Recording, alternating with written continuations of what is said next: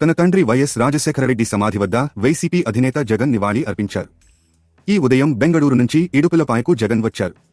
తండ్రికి నివాళి అర్పించిన అనంతరం ఇడుపులపాయ ఎస్టేట్లో ఉన్న చర్చిలో క్రిస్మస్ వేడుకల్లో జగన్ పాల్గొన్నారు. ఈ వేడుకల్లో జగన్ కుటుంబ సభ్యులు, కడప ఎంపీ అవినాష్ రెడ్డి పాల్గొన్నారు. అనంతరం పులివెందులలోని నివాసంలో బస చేశారు. 27వ తేదీ ఉదయం 9 గంటలకు పులివెందుల విజయ గార్డెన్స్లో జరిగే వివాహానికి హాజరవుతారు.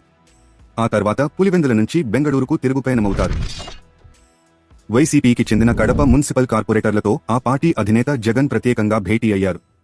ఇడుపులపాయలో జరిగిన ఈ సమావేశంలో జగన్ మాట్లాడుతూ, ఇటీవల పార్టీ మారిన కార్పొరేటర్లను వారి విఘ్నతకే వదిలేద్దామని చెప్పారు. కూటమి ప్రభుత్వం ఏం సాధించిందని కార్పొరేటర్లు టీడీపీలోకి వెళుతున్నారని ప్రశ్నించారు. ఏ సమస్య వచ్చినా తాను అండగా ఉంటానని, సమస్యలు ఉంటే కడప ఎంపీ వైఎస్ అవినాష్ రెడ్డి దృష్టికి తీసుకురావాలని సూచించారు. గతంలో తాను కూడా 16 నెలలు జైల్లో ఉన్నానని, తన బెయిల్ కోసం తన భార్య ఎంతో ఇబ్బంది పడిందని జగన్ చెప్పారు.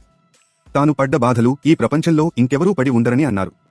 ఎవరూ పార్టీ మారాల్సిన అవసరం లేదని, తాను మళ్లీ సీఎం అయితే మీ ఇంట్లో కుటుంబ సభ్యుడు సీఎం అయినట్టేనని చెప్పారు.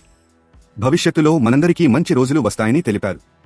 ఆ తర్వాత కార్పొరేటర్లతో వేర్వేరుగా మాట్లాడారు.